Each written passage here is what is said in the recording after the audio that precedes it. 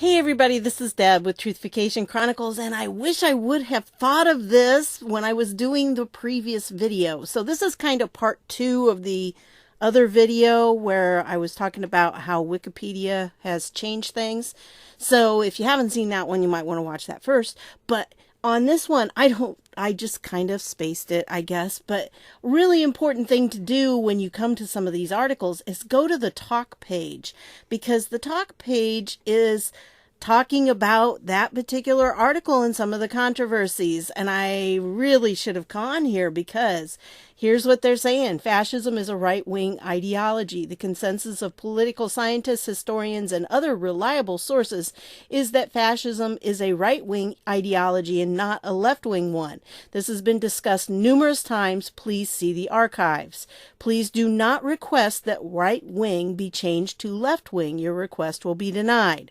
So you can see that's the official word from Wikipedia. But that's not true. It's not accurate. So anyway, if you scroll on down, I think they did a really good job of going back and forth. There's some good conservatives that were part of this conversation going on. And you know, if you go down here, of course, one of the things that they're asking is, please remove the radical right wing from the general definition of fascism. Fascism is not right-winged. Fascists can lean far left as well. Using vague and hard to define political party terms in the general definition of the term fascism is extremely irresponsible and wrong. Please remove the right-winged from the definition. You could also remove radical as well, seeing as that is more of an opinion than a key general definition. And as you go down here, I mean, it really does go back and forth between these guys. I mean, they're civil about it, but they make some very good points why that should not say right wing. So, already discussed, there are, by the way, no far left fascists any more than there are far right communists. And you know what? I'm not going to say that there's none of any group out there, because surely there are always exceptions. And if you keep on going, I mean, you can just go down. I wanted to bring this to your attention and let you see some of the comments that were being made. And the more I look into this, the more I'm convinced that we have made a grave error by adding right wing to the definition. It is not supported by reliable sources, which actually support its immediate removal. And then they give some sources here that prove it. I mean, you know, the definition does not need to have that right wing. That was added, and it's especially, you know, one of the things that they're doing to try to set things up for 2020. They're trying to make anybody on the right, anybody who's conservative, as negative as possible. I mean, that is the way they work. They denigrate a group of people. And that's how they get their people to join with them, by their hatred for this other group. And that's what they call tolerant. But it's a bad definition of tolerance. Yep, for sure. It's not good.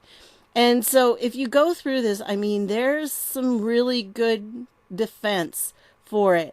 And this was going on back in April. All of this was happening. I don't know who these people are, but I really do appreciate them standing up for it. And, you know, of course, they had one definition that the Webster Unabridged Dictionary includes fascism under the definition of right wing. And they try to prove it that way with one or two little things. And then they go through and, you know, they disprove it. They have the people on the other side that come through and say, no, wait a minute. What about this? What about this? So, like I said, I'm not going to read this whole article, because there's several back and forth conversations going on. But for the most part, what it appears is that there really is not a reason for them to have included right wing.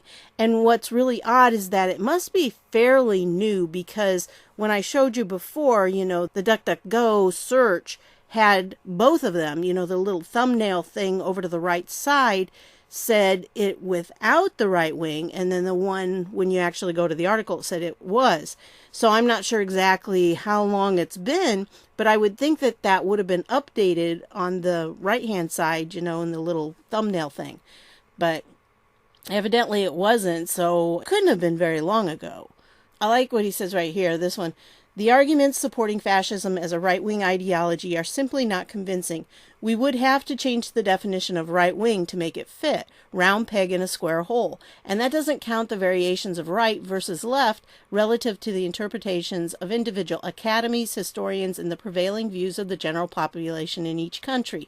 And I do have to say that when I was in France, it seemed like they had a different definition for right-wing. And even here in the United States, I think some people are not real clear when they say right wing. They use it as just a term that defines people that they disagree with. So I don't know, but anyway, he goes on, he says, we have an article on left-wing fascism. There are far too many elements involved to stereotype fascism as either right or left. It is what it is, and it's fascism. Sadly, it's highly unlikely this article will ever be stable as long as contentious material remains in the lead. Happy editing. So, they go on, and of course, it's not that nuanced. The screaming fanatic in the MAGA hat, for example, railing about the deep state, the elites, and the banksters, while bearing a superficial resemblance to populists on the left, is still on the right. Go ask him. Yeah. And how do you classify the screaming fanatics wearing black hoods, yelling death to cops, or celebrities spewing hatred like the one holding a decapitated head, or another who wanted to blow up the White House?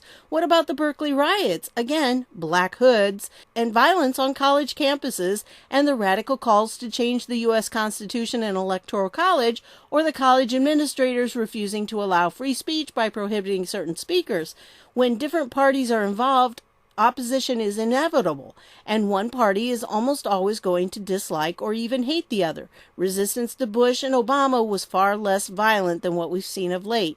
In a nutshell, there is no cut-and-dried definition of fascism. The definition most people will support is the one that aligns closest to their own. Fascism is its own ideology with different elements mixed in, and I'm of the mind that it is as wrong to stereotype fascism as either right or left as it is to stereotype protest in the same manner. And, they go on about that, about anarchists, and, it goes on and on and on. And it's very interesting how it does go back and forth, because there are arguments on both sides. And when you start looking at it, you start to see that maybe this was part of something, Historically speaking, there are some elements of things on the left and some elements of things on the right that are included in fascism.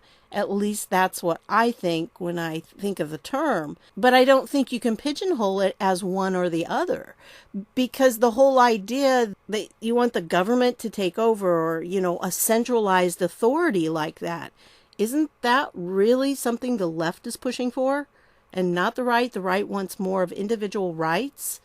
So, anyway, I think it's very interesting if you want to read it. I wanted to point it out. I'm sorry I didn't think of it or include it at the end of that video. If I'd have thought of it, I would have. But it just dawned on me as I was going through the links, putting them into the thing after the video was all done. It's like, oh man, I should have done that. Okay. So I wanted to bring your attention to it, and hopefully you'll see this one too. So well worth a read, I think. I like the way it goes back and forth. I like reading academic debates like this, and I think they do a really good job of keeping it academic and trying to support their own point of view with actual sources, which is always a good thing, right? So that's what I've got for you on this one. I want to thank you for stopping by, and I'll see y'all later.